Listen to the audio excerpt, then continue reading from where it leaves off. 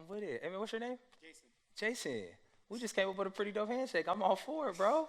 I'm all for it. We'll learn that later. Hey, what's going on, Wyatt? How you guys doing, man? Wow, that was just awful. Whoa. Hey, replay the video. No, I'm just kidding. What's going on, YA? My name is Jakeem. Like Brittany said, I am one of the pastors here within YA and on our Next Gen team, and we're so excited that you are with us tonight. We love Thursdays. I love Thursday. It's my favorite night of the week, getting a chance to hang. Super pumped that you are here. Also want to take a moment for all those checking us out online. Hello, everybody, just throw your hands up and wave. Really kind of like this first few rows right here because they can see us. Say hi, for sure. Hey, we love that you're with us. Get a free Thursday. Come kick it. I know people are starting to head back to school, and that's when it gets sad because classes are on Thursday nights. Why? We don't know. But we love you. We're glad that you're with us. Hey, so before I kind of move forward, a couple things I want to do. Also, if this is your first time hanging out, hello. Like I said, my name is Jakeem. I'm super pumped that you're here. Man, we have a welcome home team outside that would just love to meet you, connect with you, as well as get you a gift just to say thank you for hanging. So make sure you guys check them out. We would love to connect with you and get to know you. I promise you we're not creepy too much. No, kidding. Okay, wow. It's kind of tough out here today. That's okay. But no, hey, check it out. Before I move forward real quick, as you just saw, Brittany was just sharing a ton of announcements. There's so many things going on around here. And look, we can try to share in like a 5-minute span all the things, but how many of you guys are like, wow, that's going in one ear and out the other because I'm going to this thing and then I got to plan for this thing and put my calendar for this thing. Here's what I want you to do. I want to encourage you. We have a Instagram, WOL, W-O-L, Young Adults. I want to encourage you. Follow our Instagram. All of our information of events and things coming up are all on there. I want to encourage you because I don't want you guys to miss out. And one of the things coming up that she didn't mention, but I want to make sure I got a chance to mention is a couple weeks ago, we were having our conversation about our mission here, and I was speaking about how important outreach is, how important it is to give back and to serve, right? Because that was really Jesus' mission. That's how he spread the gospel. He started with serving. Well, in about 6 weeks, I'm actually taking a team down to Mexico. We are going to this place called Door of Faith Orphanage. It's in between Rosarito and Ensenada. It is an amazing, amazing ministry. It'll be my 3rd time going down. And I want to encourage you to start praying about going on that team. It is going to be just a powerful, powerful time where we get a chance, man, to love on kids, as well as not just love on the kids, but really be a blessing to the ministry, give that staff just some time away, and we get a chance to do different projects, like I said, as well as spend time with the kids. It really is phenomenal. So I want to encourage you to start praying about going. It's $130 to go, but I want you to pray if you feel, hey, man, I don't have that, but I think, God may be pulling, look, sign up for interest, and we'll pray and have faith, and we'll see what happens. But it's going to be phenomenal. We're going the first weekend in October, okay? The first weekend in October. I'm trying to take down a team about 20 or 25 because the more that go, the more we can be a blessing. And it really is just a fun time. There'll be some worship elements. We do this morning hike. There's just, oh my gosh, it's just fun. I can talk about it forever, but I don't want to get too deep. But I do want to encourage you. Pray about going. It's going to be the first weekend, about 6 weeks. You do need your passport, so that's what I'm telling you so early. So I want to encourage you to start going. If you're like, hey, I think God wants me to go here, to go do what you need to do to get your passport as well. Okay? First of all, so who all going? Everybody just shoot your hand up. Actually, don't raise your hand. Tell me later. Brittany will be out in the back actually taking sign up. So it's a good time to start. Like I said, it's about 6.5 weeks away. So it's plenty of time. Pray through it. It's going to be awesome. Okay? All right.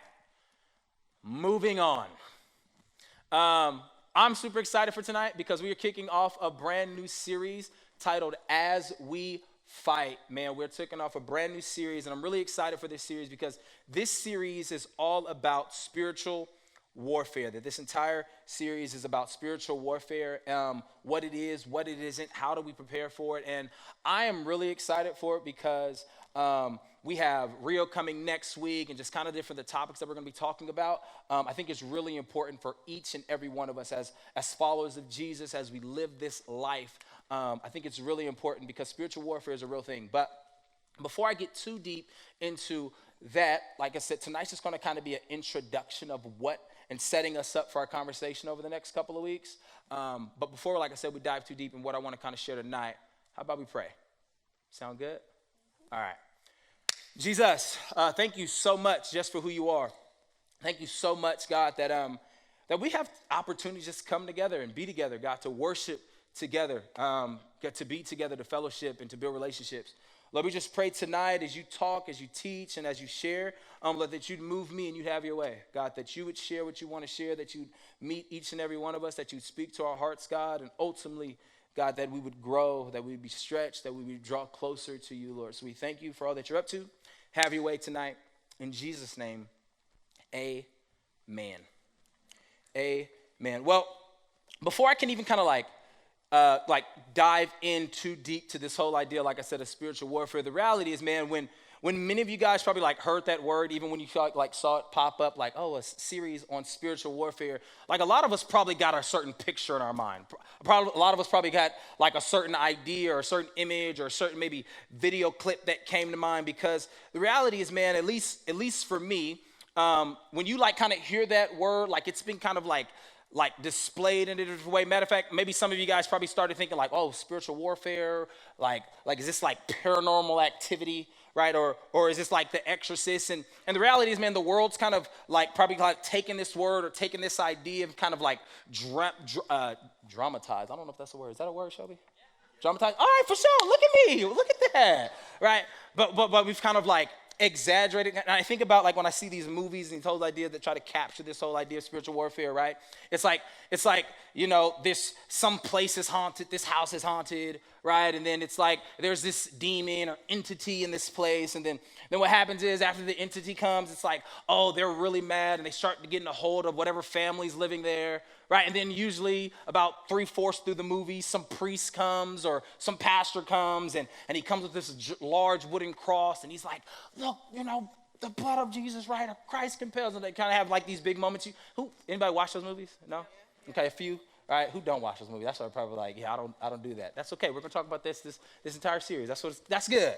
Anyway, but like that's kind of like the story. That's kind of like the image that has been portrayed, like when many of us, or a lot of us probably have this idea, oh, this is what spiritual warfare is, right?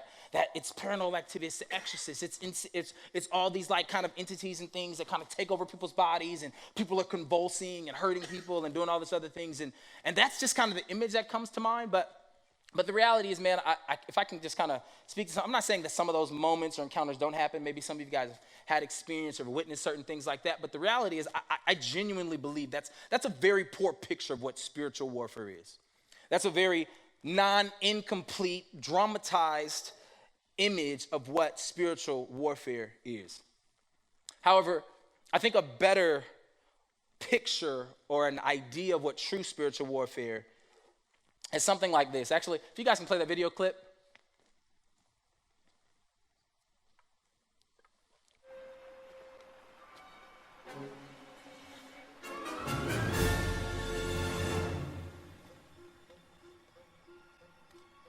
You're not just gonna let him die like that, are you? My shoulder, Angel. Don't listen to that guy. He's trying to lead you down the path of righteousness. I'm gonna lead you down the path that rocks. I'll come off it. You come off it. You. You Infinity. Ah. Listen up, big guy. I got 3 good reasons why you should just walk away. Number 1, look at that guy. He's got that sissy stringy music thing. We've been through this. It's a harp, and you know it. All right, that's a harp, and that's a dress. Robe. Reason number 2, look what I can do. What? What does that have to do with anything? No. He's got a point. Listen, you guys. You're sort of confusing me, so, be gone. Or, you know, however I get rid of you guys. That'll work.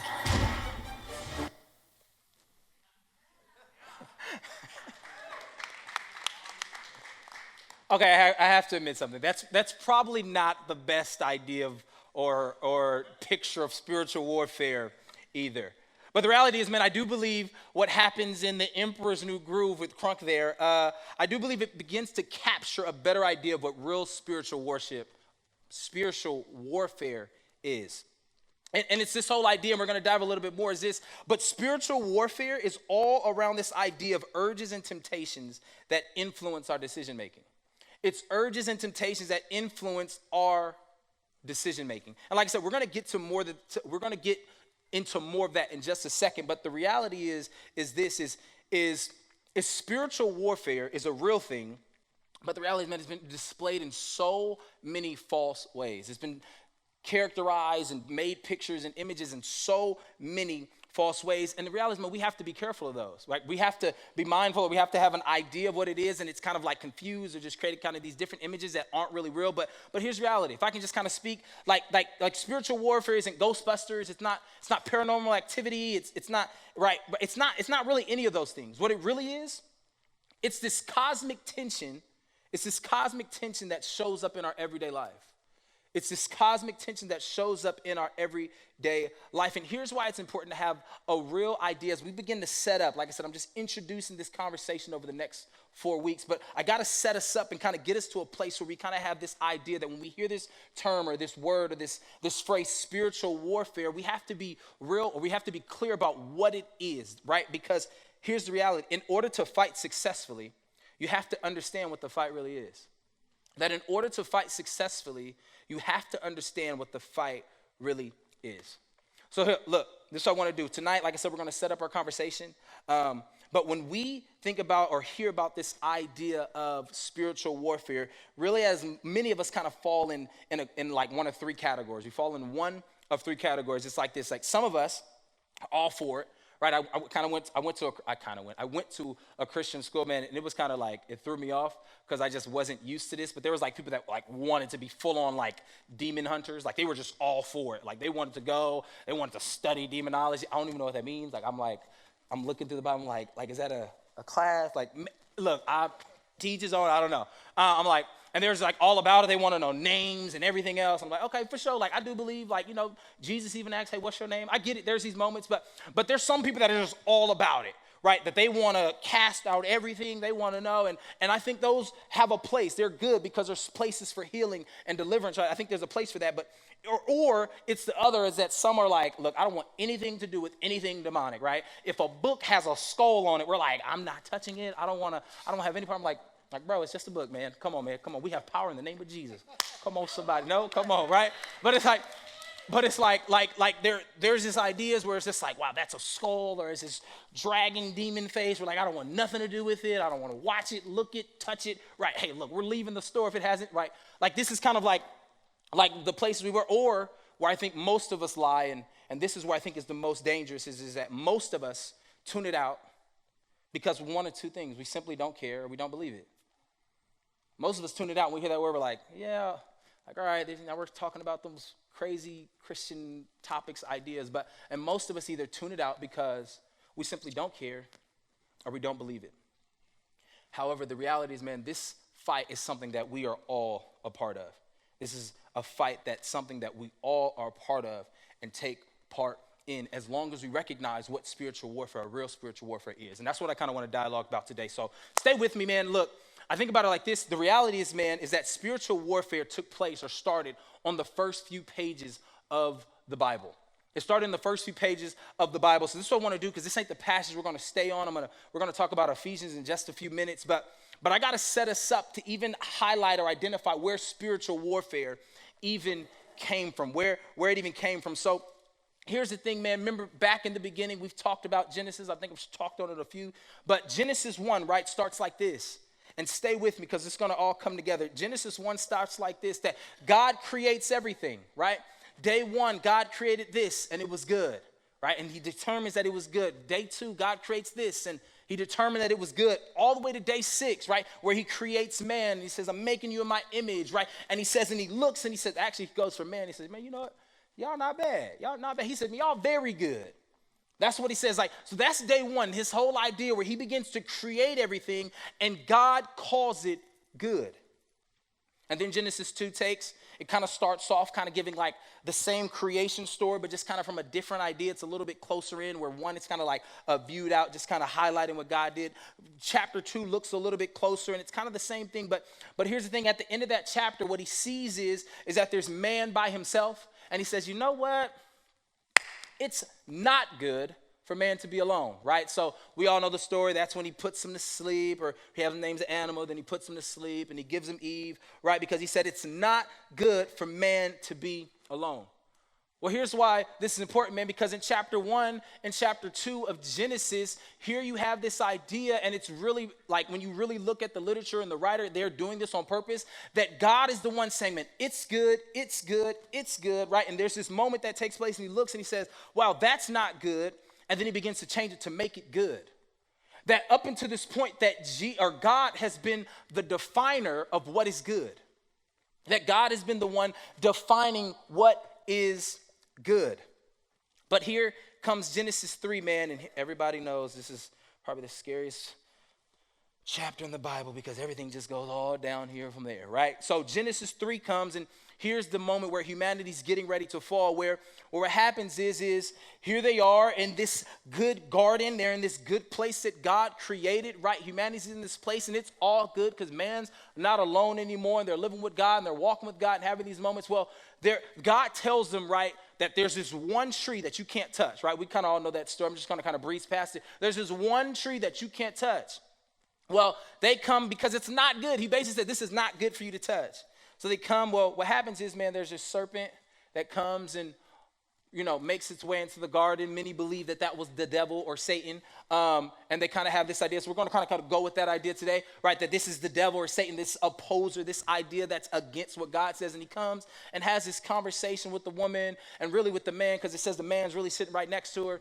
And he has this thing where he's just like, well, he starts to cause this confusion. He starts to tempt him. He's trying to kind of like has this thing. And he says, well, look, are you really going to die if you touch this fruit? Did God really mean you can't like touch it or eat it, right? Did he really mean that? And they get kind of like, well, you know what, And they take this thing and it looks, right? And I think it's interesting because what happens is they look at it, or Eve looks at it and goes, wow, he sees that it's good. She takes it and eats it and then hands it to her husband. Well, here's the reality, and here's the thing, and I wish I could spend so much more time. Oh, my gosh, it's so good. Well, here's what happened. For the first time in this story, or the first time in the Bible, this is the first time where God has not defined something as good. Where God is not the one that is determined to define something as good, right? God has given them everything that's good, but they look at this fruit, determine it is good for themselves, and they take it. They take the fruit that God had told them not to have. Here's the reality, man. So here you have this first time where, well, if we can just kind of use Crunk as an example, where God is on one shoulder and said, look, everything I've given you, all the fruit, the fruits and the veggies of the field, everything is yours. This is good. This is the one thing that is not good for you to have. This is the one thing that is not good for you. This whole idea of, because it's the tree of knowledge of good and evil, right? This whole idea of being able to define and determine good for themselves. I'm the determiner of good, right? You need to allow me to be that, where it's just one thing where he's on one shoulder and the devil pops up on the other shoulder. And they give in to the temptation of the serpent. And as you guys know, everything else goes absolutely haywire.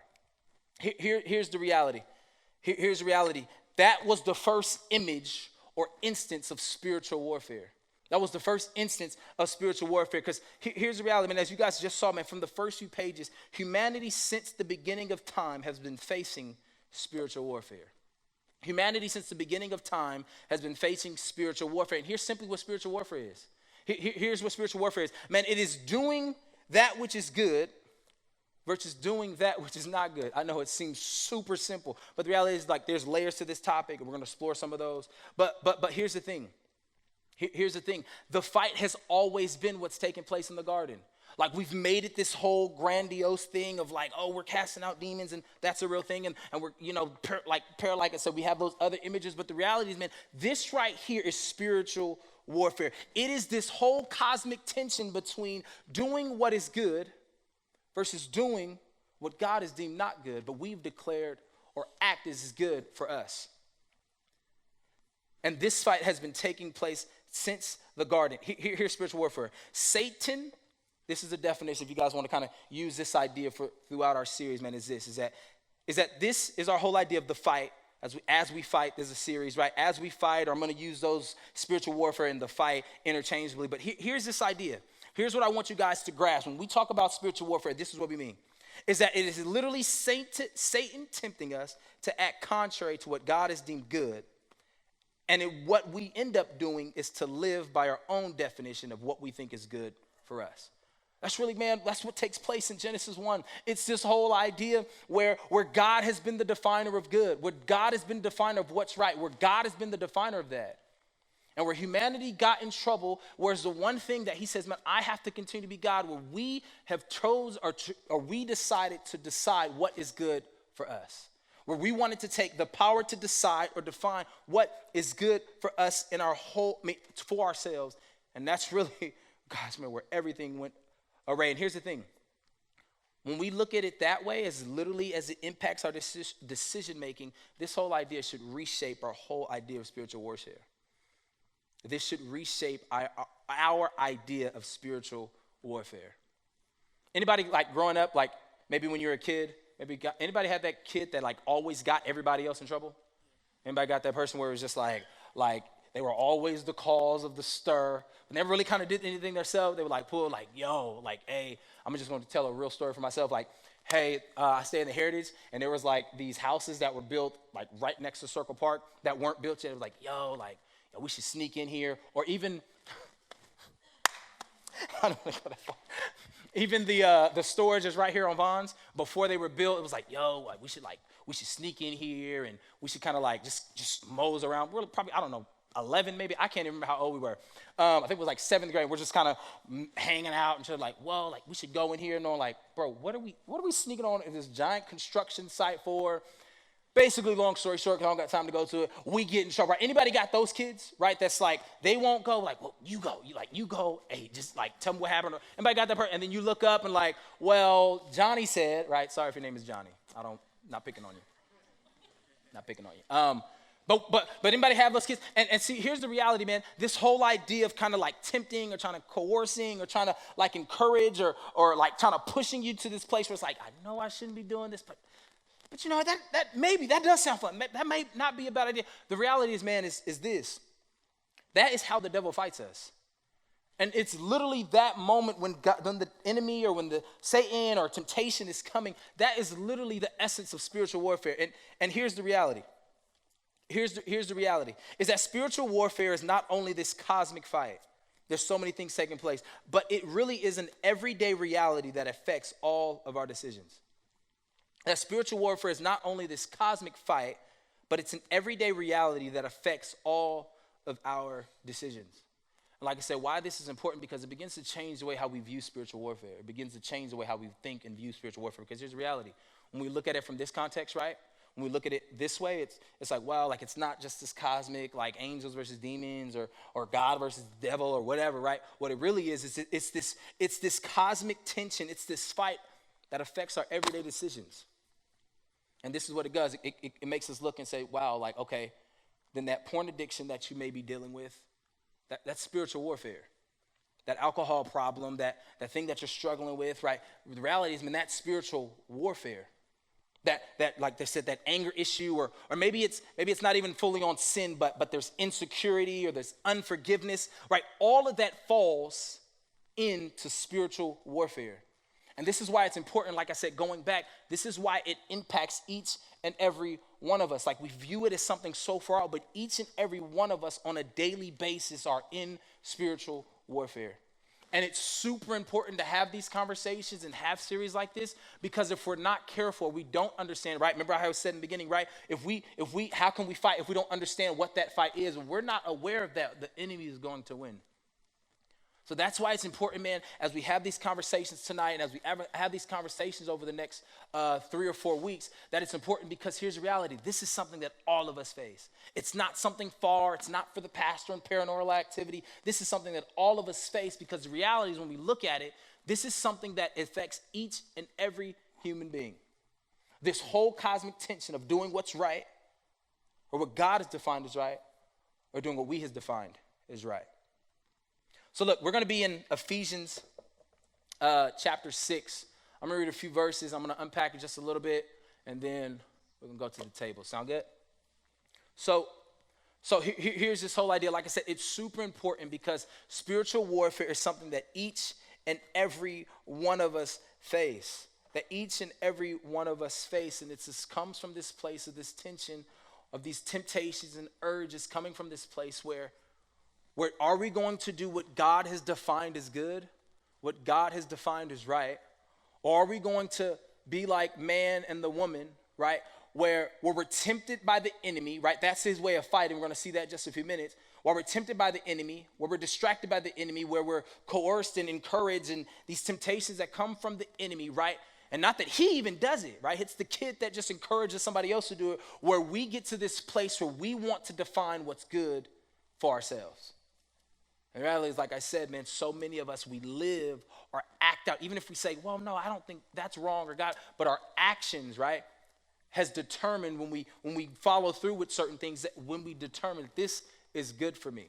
And that is the tension of spiritual warfare, man. So look, before we read this passage, man, here's what's happening, man, and I love it, and it's good. We're going to unpack a little bit more. Ephesians 6 is going to be weaved throughout. Like I said, we got Rio next week, kind of identifying the enemy, and the following week I'm going to talk a little bit about the whole armor of God, and this is that passage, or right before that passage, but before here in Ephesians 6, what Paul is literally doing, man, he's writing to this church in Ephesus, and in his writings, what he's highlighting is this. He begins to kind of, as he's closing up his letter, he's literally tells them basically what's good and what's bad, or what to do, what not to do, right? He begins to talk about like don't fornicate, don't be angry, right? Don't have idols. Like he begins to talk about those things, right? And he's like saying like don't do this. As followers of Jesus, we do this, and he's kind of listing out, right? He's defining what God defines as good, right? And he's kind of highlighting what God defines as not good. And he's kind of creating, like letting people know, like, this is what's good, this is what's not good. He's kind of speaking to this exact subject we're talking about. But what he does is as he gets to the bottom, and this is how it brings it all together, and we know, like, wow, like, this is spiritual warfare, because at the end of that writing, or at the end of that letter, he begins to go into this passage right here, where he wraps up this whole idea saying this, that look, I know you think it's right, like I'm just telling you what not to do and what to do, but the reality is this right here, the reason I'm telling you this and having you define what God says is good and to be careful what God defines as not good and not to be tricked, because this is all spiritual warfare. And he wraps it up with this. Verse 10, it says, finally, be strong in the Lord and in the strength of his might. Put on the whole armor of God that you may be able to stand against the schemes of the devil. For we do not wrestle against flesh and blood, but against rulers and against authorities, against the cosmic powers over the present darkness, against the spiritual forces of evil in the heavenly places. Therefore, take up the whole armor of God, we'll talk about that in a couple weeks, that you may be able to withstand in the evil day, and having done all, stand firm.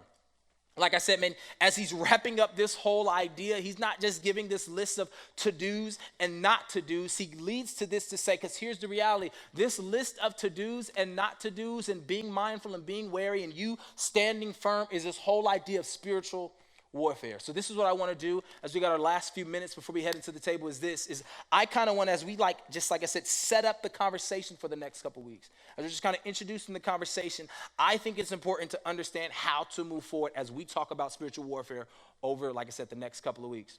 But this will set us up. This is our this is our starting place.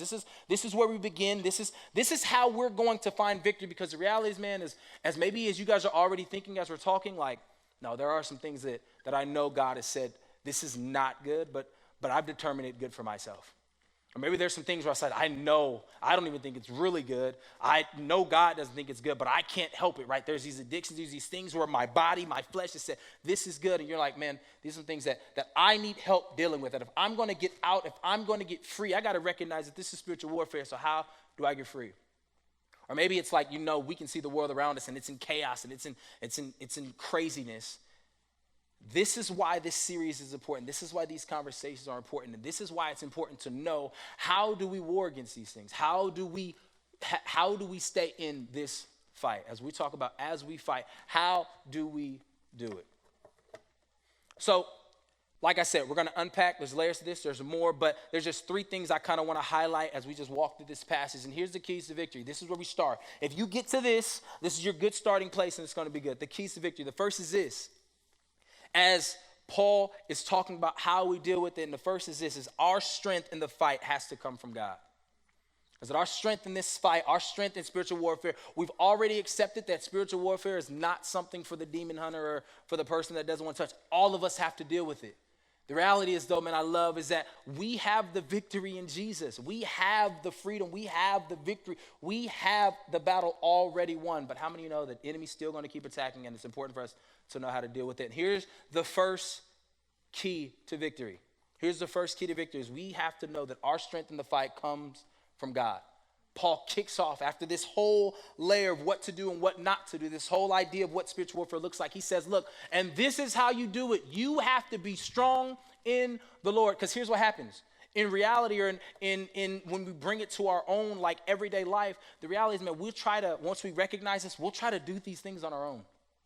We'll try to be the one, well, I'm gonna get myself out of my drinking problem, or I'm gonna get myself out of that addiction, or I'm gonna get myself out of this struggle. And the reality is, man, and we'll try to like power up. It's like, I'm doing all I can, and we'll fail and fail and fail. The reality is, man, is spiritual warfare is way bigger than you. You need a God that has already got the victory. It says, man, that's why it's so important. Paul said, before you come and try to say like, well, look, he doesn't say, go to church or find a small group. All those things are good. I'm not going against that. But the first thing he says is this, is you have to find your strength in God.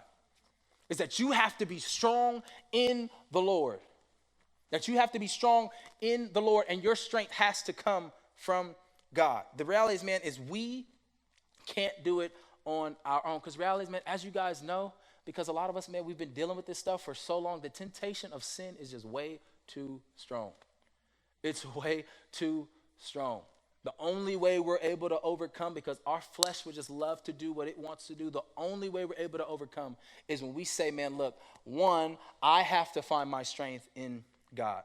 Number two, here's the reality. We have to know this, because this begins to shape how we approach it, is that the devil does not fight us with force, but with schemes. The reality is, man, I'm going to be real simple on this one. The reality is, man, the devil is a trickster, right? The devil is a tempter, right? The whole idea, I think about, like we've created this whole idea that, the devil is kind of like this big brute guy that like fights and he's like after you, and like it's all these big things. And the reality is, man, that's just never been how the devil functions. The devil knows that he's already lost. So here's what he's going to try to do.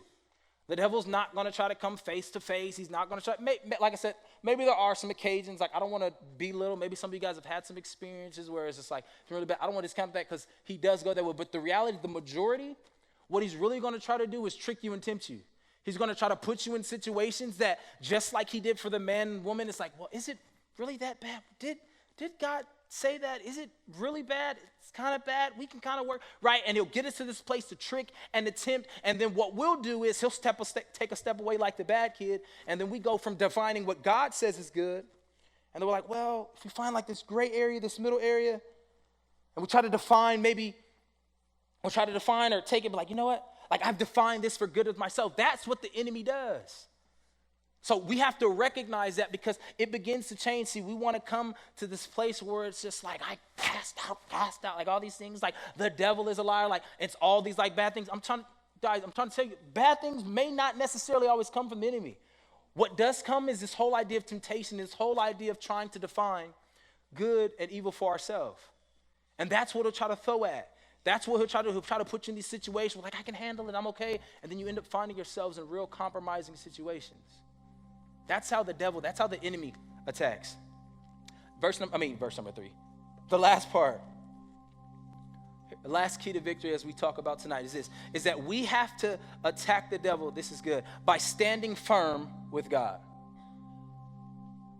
I know that seems so simple. That is just so anti every fight movie, war movie, things that we've ever seen. But here's the reality.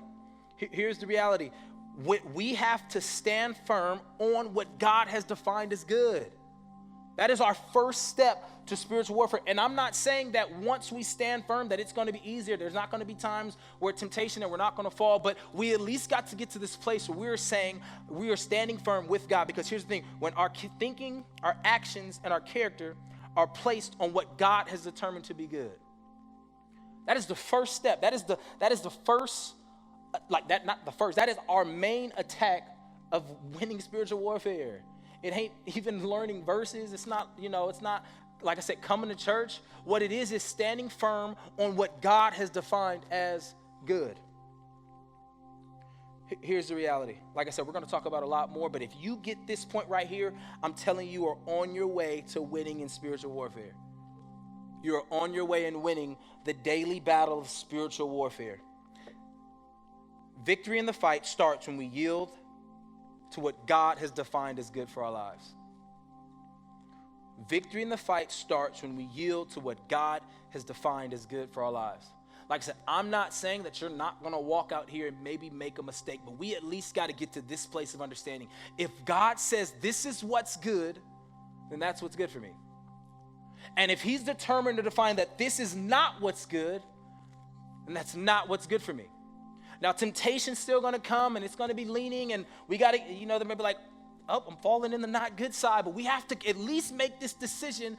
I am choosing to yield to what God has defined as good. That even when I make mistakes, I recognize that that's not good, and I recognize what God has said is good, and that is what I'm choosing to yield to. That is what I'm choosing to base my life, my thinking, my actions around. That victory starts when we yield to what God has defined as good for our lives. Because when we get to that place, it's real easy when the enemy comes to say, well, what about this or what about that? And you're like, no, God defined that as not good. Or God defined that as good. God's defined that as not good. It's real easy to have those moments. Here's the reality, guys. Like I said, spiritual warfare impacts and affects each and every one of us. But we have a God who's already given us the victory, and this is how victory starts. This is how we walk in the victory that he's already given us, is we yield our heart and our life. We yield our heart and our life to what God has defined as good for us. Let me pray for us.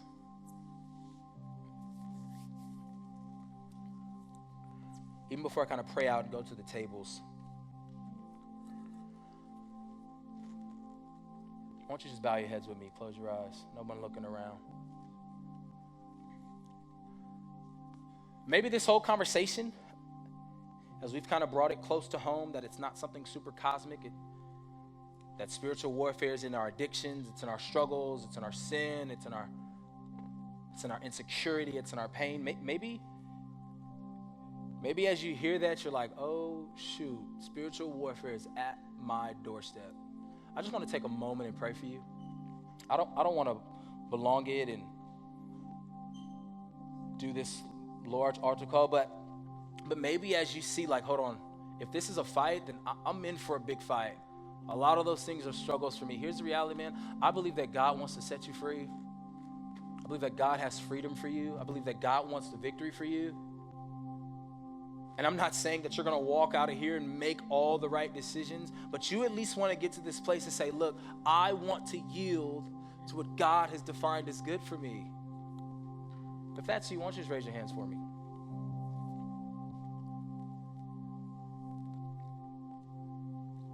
Jesus. God, as we talk about this whole idea of spiritual warfare, I first want to say thank you that we have the victory in you. God, that before we even have to get into how we fight and how we get deliverance and freedom, I love the fact that before it even starts, we've already won. Lord, and I just pray that assurance over each and every one of us. And God, for those with their hands raised, those, God, that just recognize, man, this fight, and maybe it's a little scary and tough, God, I just pray that one, that your Holy Spirit would just surround them. Lord, I pray that you would just give them a hunger and thirst for righteousness, God. And I just pray over them, Lord, that as they walk, Lord, that you would begin to show them what you've defined as good for them and give them the strength, the grace, the power to walk away from what you have determined and defined as not good for them. Lord, I just pray freedom. I pray deliverance.